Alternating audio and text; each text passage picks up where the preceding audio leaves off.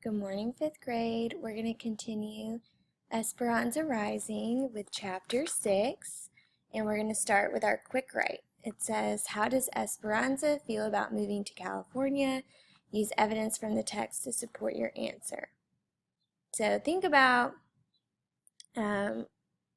what we remember about Esperanza from yesterday and what her attitude was like on the train. In order to do your quick write, press pause to write down your answer and play when you're ready for the focus question and vocabulary. Today we're going to focus on Esperanza's perspective and how that's changed since the beginning of her journey. And remember, when we're thinking about perspective, we're thinking about her opinion, and we can also look at fast evidence for that to figure out her perspective. How's she feeling? What's she doing? What's she saying and thinking? What do all those things combined tell us about her opinion, just about her life and the state of her life so far? And then we want to know, how does Esperanza's response to her new setting, what does that reveal about her as a person? Our vocabulary words are perspiration, and that's sweating. Wilted, that's when, flowers begin to droop. And then 3 is barren. That's like no plant life, like a desert is barren. All right, and so we're going to begin reading chapter 6 on page 81.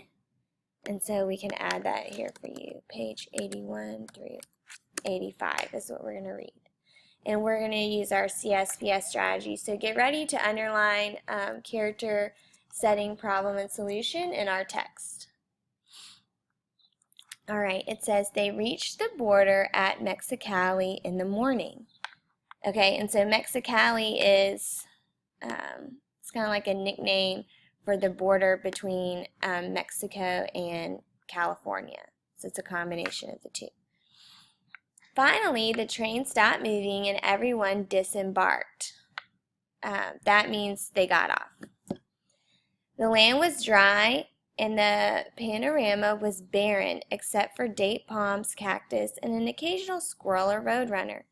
The conductors herded everyone into a building where they stood in long lines waiting to pass through immigration. Esperanza noticed that people in the first cars were escorted to the shortest lines and passed through quickly. And remember, the people in the first cars are the wealthy people. And now, Esperanza is extra sensitive to being treated like a poor person. And so she noticed, well, the wealthy people got to go first, and they, were shown to the shortest lines, and we had to get off last and wait in this long line, just because, we didn't pay that much money. All right, and so we're going to stop right here and think about our character. When it says they reached the border at Mexicali, we know they're talking about Esperanza, Mama, Miguel, Hortensia, and Alfonso. All right, so, and all those people we would now consider like Esperanza's family. Even though they're not related by blood, they're really treating each other like family. And so we could say, for our character, we could say, Esperanza and her family have arrived at the Mexicali border and are waiting to pass through immigration. All right, and you can use this quote from the text to describe the characters and what they're doing. Press pause to write down your answer and play when you're ready to keep going. Inside, the air was stagnant and thick with the smell of body odor. Gross. Esperanza and Mama, their faces shiny with grime and perspiration, looked tired and wilted as they slumped with even the slightest weight of their valises. All right, and so at this point, like, they haven't showered. There's no shower on the train, and so, they're looking pretty grimy. The closer Esperanza got to the front, the more nervous she became.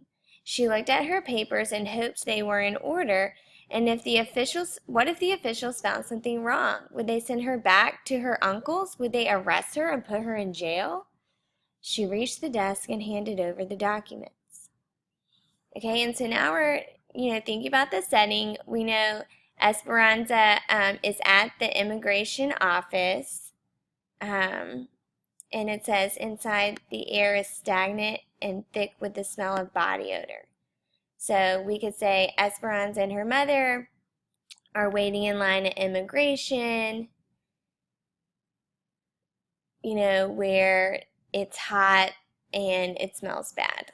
All right, and you can use that quote here, or you can use this quote at the top for the setting, because it also tells us where she is. Press pause to write down your answer and play when you're ready for the problem. This paragraph gives us a clue about what the problem might be. We know that right now Esperanza is worried, and she hopes her papers are in order because she doesn't want to get put in jail and she doesn't want to get sent back. And so we're going to keep reading and see how this problem develops. The immigration official seemed angry for no reason. "Where are you coming from?"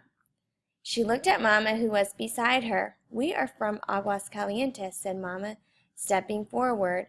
"And what is your purpose for entering the United States?" Esperanza was afraid to speak. What if she said the wrong thing? "To work," said Mama, handing him the documents as well. "What work?" demanded the man. Okay, so we're going to stop right here. So it looks like they're having a hard time getting through immigration. Okay, and so when we're thinking about the problem, we could say, Esperanza and Mama at this point are worried that they might not get through immigration and be able to get into the United States. And, we have this part about how Esperanza, was afraid to speak. And now, Mama's demeanor has changed, which lets us know, she's nervous. Okay, press pause to write down your answer and play when you're ready to move on. And let's see how Mama deals with this situation of trying to get into the United States and this immigration officer really questioning whether or not she has work to go to. It says she stood up straight and tall and deliberately blotted her face with a handkerchief. She looked directly into the official's eyes and spoke calmly as if she were giving simple directions to a servant. "I am sure you can see everything is in order. The name of the employer is written here. People are expecting us." The man studied Mama. He looked at their faces, then the pages, then their faces again. Standing tall and proud, Mama never took her eyes from his, let's turn the page, face. Why was it taking so long? Finally, he grabbed the stamp and pounded each page with the words Mexican National. He shoved their papers at them and waved them through. Esperanza and Mama took Esperanza's hand and hurried her toward the train. Okay, and so Mama solves the problem by remaining calm, and she speaks calmly and plainly to the immigration official, and he decides to believe her, and that's how they are able to get on the train. And you can use this quote, "Standing tall and proud, Mama never took her eyes from his face." You could also use a quote from this paragraph that talks about how they got through. Okay, we're going to keep reading a few more pages so you'll be caught up when we start the read aloud.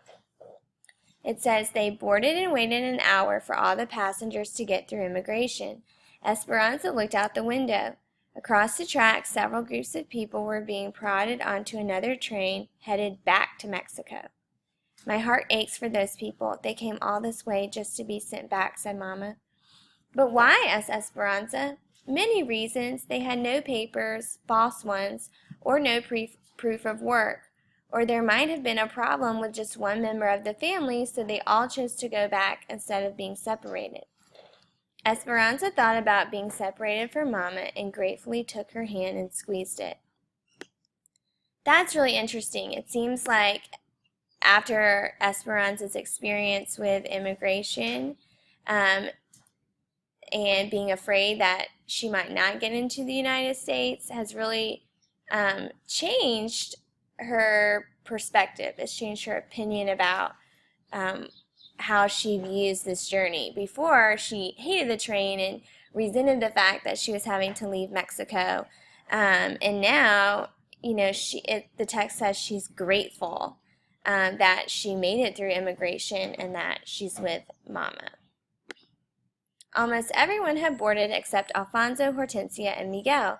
Esperanza kept looking for them, and she became more anxious with each passing minute. Mama, where are they? Mama said nothing, but Esperanza could see worry in her eyes, too. Finally, Hortensia got on. The train's engines began to chug. Her voice tense. Esperanza said, "What happened to Alfonso and Miguel?" Hortensia pointed out the window. They had to find some water. Alfonso was running towards the train with Miguel close behind, waving the secret package and grinning. The train slowly started moving as they hopped on. Esperanza wanted to be angry at them for making her anxious. She wanted to yell at them for waiting until the last minute so they could find some water for their package that was probably nonsense anyway. But looking from one to the other, she sat back, limp with relief, happy to have them all together, surrounding her, and surprised that she could be so glad to be back on the train. That last sentence is so beautiful. Please underline it.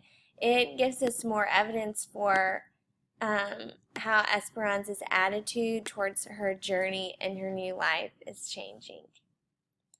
Now you are ready to write your paragraph. How has Esperanza's perspective changed since the beginning of her journey? Ready, set, go.